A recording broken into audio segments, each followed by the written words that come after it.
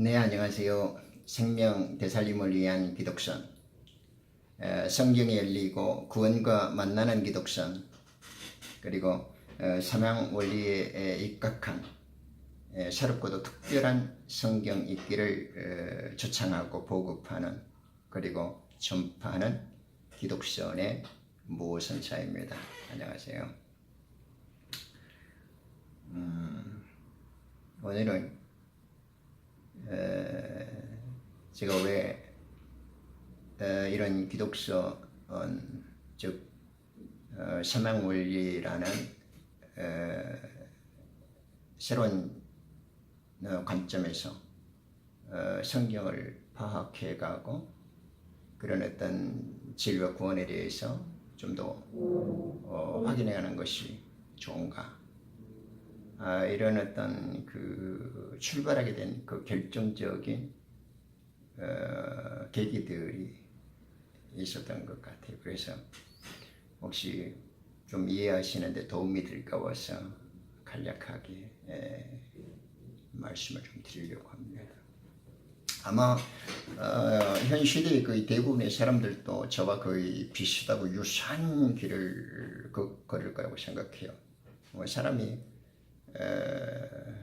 같은 눈으로 보면 다 똑같고 조금 다르게 보면 또 같은 사람이 없죠. 그렇지만 이제 비슷한 양식과 보편적인 그런 어떤 행태들을 보이고 있는 거. 아마 신앙과 믿음에 있어서도 유사할 거라고 봐요. 그런 모습들은 대부분의 사람들이 그렇듯이 저도 그랬습니다. 늘 이 성경을 가까이 했고 또 수없이 예배당회를 다녔으면서도 그 어떤 삶의 태도나 자세, 그런 것은 크게 변함이 없었어요. 구원을 갈망했고 또 전국의 그런 어떤 모습을 이상적으로 그리워하고 사모했지만은 실제 돌이켜보면 믿었을 때나 안 믿었을 때나 별 소용이 없는 거죠. 어떤 생활의 질적 변화나 어떤 존재의 향상이나 뭐 이런 것들이 별로 없는 거죠. 그냥 믿음은 그냥 가졌으니까 구원 얻는 것 같고, 또 이렇게 막연하게나마 신앙으로서 하나님의 복을 받고 또 천국에 가겠지 뭐 소위 다 그런 식으로 생각하잖아요. 자기 위안, 자기 위로 이렇게 갖고 있는 거죠.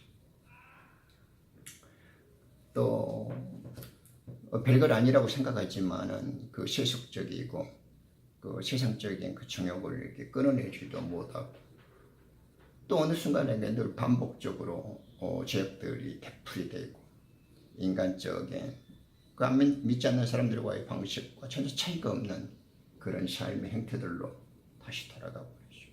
어쩌다 또 새롭게 좀 결심을 하고 좀 각오를 단단히 한다라고 해도 며칠 지나보면 더 은밀하고 더 끈질기고 더 교묘하게 죄악을 반복하고, 오히려 믿는 자는 믿지 않는 자가 무색할 정도로 사라지는 거죠. 그러면서도 또 가끔씩 고민하고 갈등하고 나는 왜 이럴까 이렇게. 네. 보통 사람들이 다 그러죠. 또 죄를 이기려고 애를 쓰면 쓸수록 오히려 나중에는 죄가 더 쌓여만 가는 것 같고 죄가 더 우리를 붙잡고 놓아주지 않는 것 같아요. 그러다 보면 또 새로운 결심을 한다 하더라도 또 나를 마치 비웃듯이 전혀 예상치 못했던 사건 사고들이 발생하고, 그러면서 또 고민과 갈등들이 더 증폭되어져 가는 겁니다. 이렇듯 마음과는 다르게 현실은 오히려 정반대로 흘러가는 거예요. 이런 신앙의 모순, 그죠? 이런 믿음 생활에서의 그 모순이나 한계들 많이 겪어보셨죠? 저도 예전에 그런 다름없이 많이 겪어왔습니다. 그런데 이제 그런 데서 해방돼야 돼야죠. 근데 저도 이제 그런 고민들을 많이 하고 봤는데 오히려 믿는다고 하는 사람들이 더 위선이나 거짓말이나 음주나 이렇게 음행이나 사기 같은 것들이 더 교묘하고 더 고등적이고 더 악랄한 것 같아요. 제 눈으로는 그런 것 같아요. 오히려 안 믿는 사람들도 그러지 않은 경우도 많아요. 믿노라고 하는 사람들이 더 그런 것 같아요. 물론 뭐 가까이서 보니까 더 크게 보이는 수도 있겠지만, 그러니까 이제 이런 부패와 타락과 변질을 보게 되어지니까 그것이 너무 심각하고 또 잔인하게 생각되더라고요. 너무너무 부끄러운 거예요. 제 자신조차도. 그래서 제가 그런 고민의 연속들, 그런 부끄러움의 시간과 세월 속에서 그래도 진리의 끈을 놓지 않고 항시 어떻게 하면 참된 그리스도인, 어떻게 하면 부끄럽지 않는 하나님의 사람이 될 수 있을까, 이런 것들을 항시 속에서 이제 내적 갈등이나 그런 몸부림을 많이 하고 있었죠. 그러다가 이제 몇 년 전에 어머니가 다쳐서 이제 중환자실에 의식을 잃고 누웠다가 이제 가까운 친구가 이야기를 해줘요. 그래서 마침 이제 한국에 귀국을 했다가 될 수 있었습니다. 딱 그 시간. 그때 이제 가니까 나의 그 두 누님이 양쪽에 있고 어머니는 이제 의식을 못 차리고 있더라고요. 오늘 밤이 이제 고비인데 못 넘기면 일찍 돌아가실 것이고 오늘 밤 고비를 넘기면 조금 며칠 사실 수도 있다, 그렇게 판단했는가 봐요. 그런데 이제 우리 작은 누나가 엄마 의식을 잃고 있는 어머니 그 귀에다 대고 엄마 보고 싶어하는 아들 왔네. 예, 무디 새끼야 어디에서 무엇을 하다 이제 왔냐라고 말하고 싶은 거야, 이렇게. 그러니까 그 며칠 동안 미동도 없이 이 박동이나 호흡이 거의 정지 상태에 있는 그 어머니가 귀에 들리는 그 말을 듣더니만 순간적으로 발굴동 같은 눈물을 쏟아내면서 온몸이 부들부들 떨면서 침대 흔들리는 거예요. 제가 들었습니다. 가슴이 미어지지. 부끄럽지 않는 아들로 살아보려고 이러셨는데 그런 해안들이 밀려오고 부끄럽고 불효했던 것들,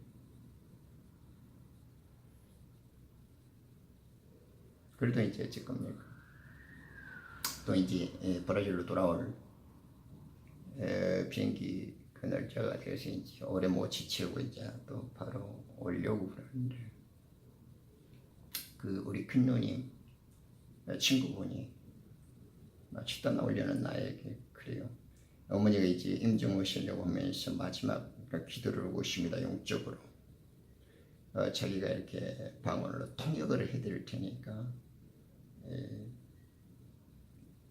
같이 이렇게 하시라고. 그러면서 이제 어머니 손과 내 손을 잡고 그분이 이제 중간에서 이제 어머니 영의 기도를 이제 받았어. 아들아, 내 사랑하는 아들아, 정말 미안하다. 그리고 어머니 왜 미안해요? 어머니 미안한 거 없어요. 내가 얼마나 자랑스럽고 사랑하는데. 우리 아들을 사도 바울처럼 키워놓고 가야 되는데 우리 아들을 그렇게 키우지 못하고 예수님을 만나고 배웠고 이제 떠나려고 하니까 어떻게 예수님의 낯으로 벌면 먹였냐. 그것이 부끄럽다. 우리 아들을 바울처럼 자랑스럽게 키우지 못했시. 주님을 볼 면목이 없이 그것이 부끄럽고 미안하다는 거. 그래서 제가 어머니 이 땅에서 아들과 엄마로 만났던 걸 너무 감사합니다. 그리고 이제부터라도 내가 어머니 귀뒤에 어긋나지 않게 열심히 살 것이고 다시 천국에서 배울 때에는 직접 확인하게 되실 것이라고. 미안해하지 마세요. 나의 남는 시간에 절대 우리 어머니 미안하게 하지 않고 부끄럽지 않게 할 것입니다. 그것이 우리 어머니의 운명에 대한 인사였었고 저희 어머니 임종 앞에서의 고백이 있자 어떤 각오 그런 결단이기도 했죠.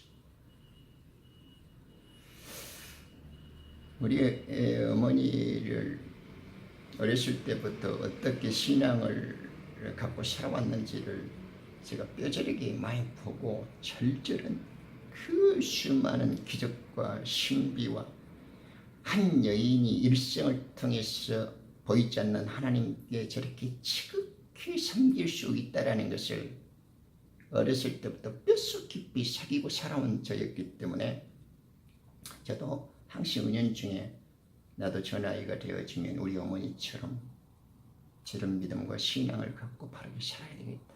그런 것이 무식적으로 형성돼 있었어요. 물론 살아오면서 그 숱한 기적 같은 이야기는 다 제쳐두고라도 그런데 이런 세월들을 갖고 다시금 돌아와서 많은 사색과 기도와 회개의 결단을 내리고 자세와 태도를 좀 더 내가 내적으로 전제적으로 변화하고 인격적으로 달라진 진실로 성경에서 말하는 새로운 사람으로 거듭나려고 해도 이게 안 돼요. 결심을 하고 마음의 각오를 단단히 할수록 더 교묘하게 놀러가고 술 먹으러 댕기고 이번만 하면 이래야지 더 헛된 별것도 아닌 것들에 시간을 뺏기게 되어지고 자꾸 구멍이 뚫리고 인생의 허점들이 보이는 거예요. 이렇게 살아서는 안 되는데 라고 하면 할수록 더 은밀한 유혹, 더 쌓여먹어가는 죄악, 더 끊어낼 수 없는 이 정욕적이고 세상적인 뿌리가 온통 나를 사로잡고 있어서 놓지 않는 거예요. 얼마나 많은 낮과 밤을 기도하고 울면서 좀 더 하나님의 사람다운 사람, 진짜 믿음의 사람, 하나님께 칭찬받고 올바르게 인정되어지는 그런 전체적인 삶을 살고 싶었는데 잘 안 되는 거예요. 그러면서 이것이 뭐 때문에 그럴까? 그러면서 지난 몇 년 동안 킹제임스에 몰두를 했습니다. 이렇게 한 게 아니라 정말 어설프게 믿다가는 이도저도 안 되겠구나 하다가 예수님께서 가르쳐준 씨 뿌리는 비유를 통해서부터 창세전의 비밀을 밝혀가는 것을 끝까지 확인을 해보고 뭔가 말씀 속에서 제대로 된 것을 찾아야 되겠다.